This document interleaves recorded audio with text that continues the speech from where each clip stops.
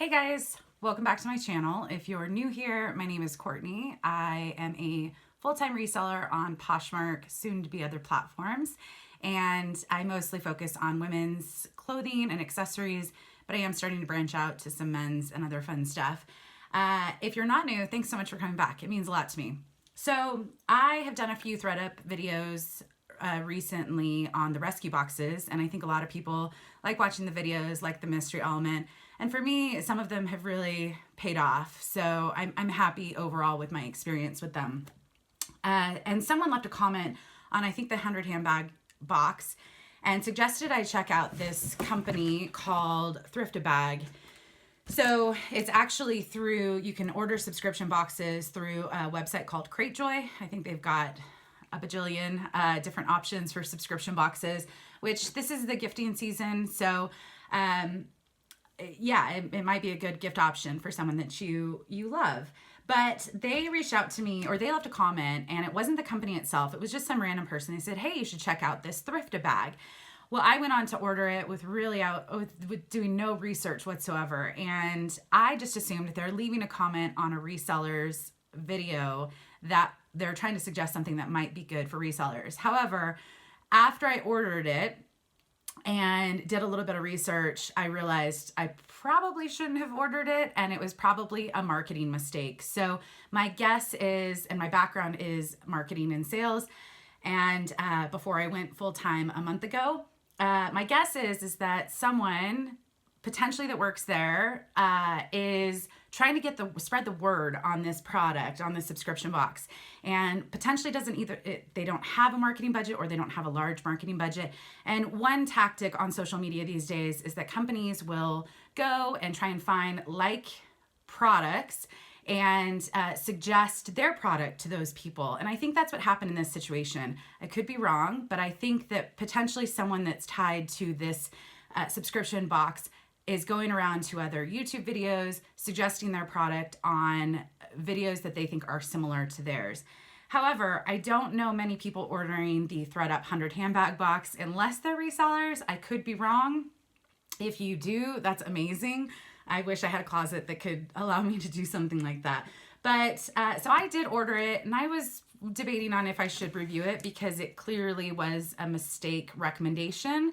But I thought, I have it, I paid for it, I may as well show you what I got in it in case you are looking for maybe some gift options for a loved one or yourself.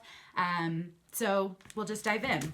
So first off, they did send, which I had opened everything, they did send on top, which I like to open all these off camera so that I'm prepared with understanding the comps and really what I've gotten. So if you've seen any of my Thrift-Up videos, I don't do an open box because oftentimes when I watch those videos, I'm left with questions. How much are things worth?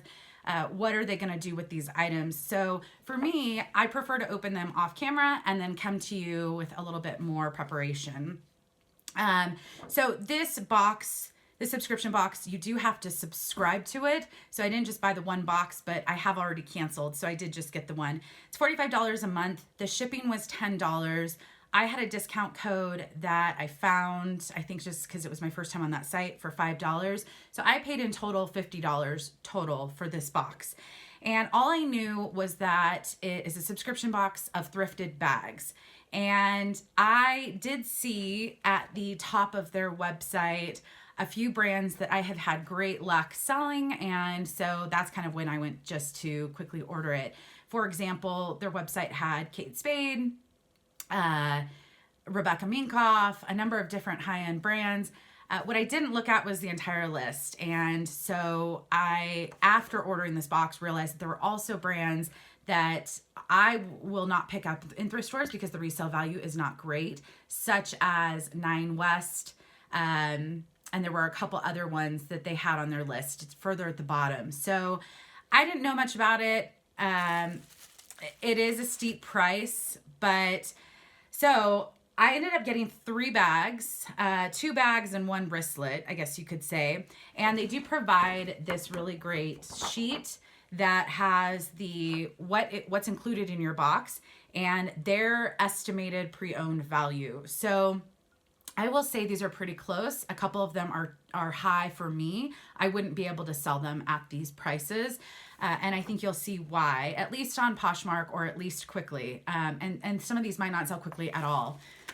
But so there were 3 bags total. They sent the paper with all the information, and then they sent 2 gift bags. So obviously I'm assuming, or you can assume, that if they're sending a Coach paper bag, that you're going to get a Coach item. And then they sent a little Christmas bag in case you want to gift one of these items for the holidays. So definitely great detail. Everything came wrapped very neatly. So we'll just jump into the first one, which is this Coach wristlet. Now, something I've learned, or something I'm keeping an eye on recently, is I'm trying to realize that there are just oversaturated brands. So for example, Thrift-A-Bag, who has done, I think I heard that they brought back the Coach reject boxes. It means that they get a lot sent into them. The Real website doesn't even accept them if you wanted to consign Coach with them. And what that just means is there's a lot of them out there. And so there are companies that aren't even willing to go near them because they might get too much sent to them. So although I think some Coach products are amazing quality, beautiful, and some of the vintage stuff could go for quite a bit, this style in particular with the tan and brown, despite this being in near perfect condition, it actually even came with the little care instruction card. So if this has been used, it's like, barely ever. It's beautiful condition, but it's just not a beautiful style. So they say that the pre-owned value of this is $27. I would definitely have a hard time selling this for $27, at least on the platforms that I resell on. So I'm only estimating to get about $15 for this to resell on Poshmark, and I don't even think that would be very quickly. So it is great that it's in near perfect condition. It is great that it's a brand that we all know and some people just truly love, but the style, the color and the size is not going to do particularly well for me. So this next one is a Vera Bradley, and I've gotten quite a few Vera Bradleys in my Thrift-A boxes, and many of them have sold, not for too much. So it's not something that I would pick up unless maybe it was good quality and at the bins where it was a much lower price point and I could have a decent return. But this one is, an adjustable strap. It's again in good condition. And I will be able to sell it. They say on here that the pre-owned value is about 18, and I would actually agree with that. I'm hoping that I might be able to sell it for about 18 after Poshmark fees. I'll get a few dollars less than that, but it's a brand that is kind of a bread and butter for a lot of people.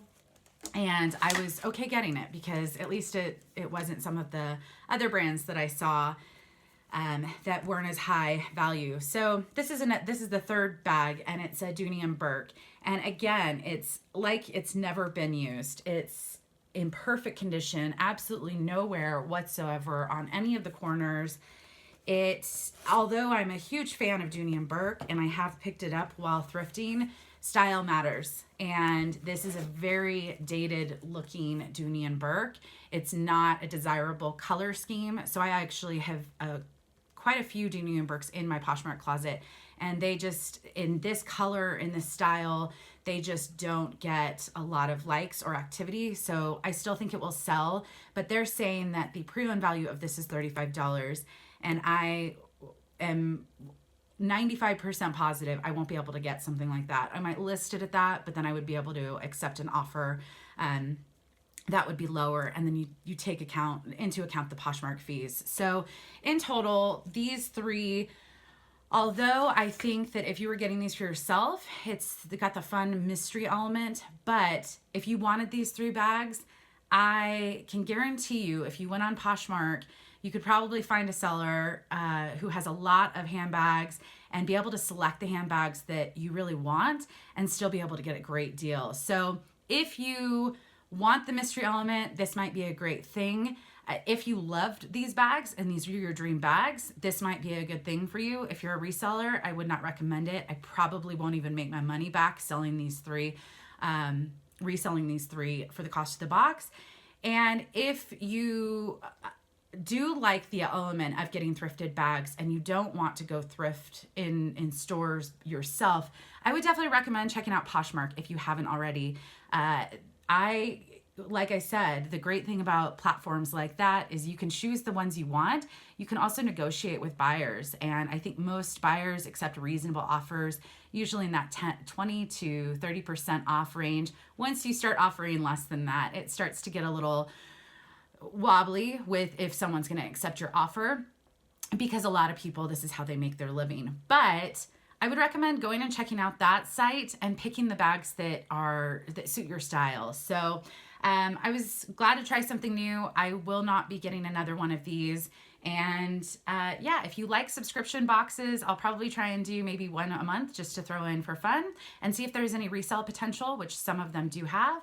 But if you have any questions or if you liked this video, please hit the little like button down below and subscribe to my channel if you haven't already. Thanks. Hope everyone's having a great day.